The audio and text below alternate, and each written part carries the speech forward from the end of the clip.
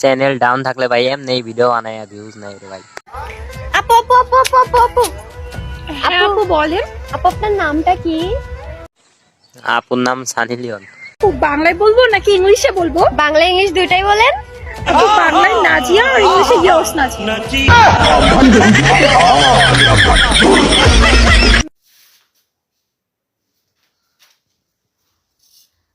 আজকে আমি গরুর আড্ডি চুষছি।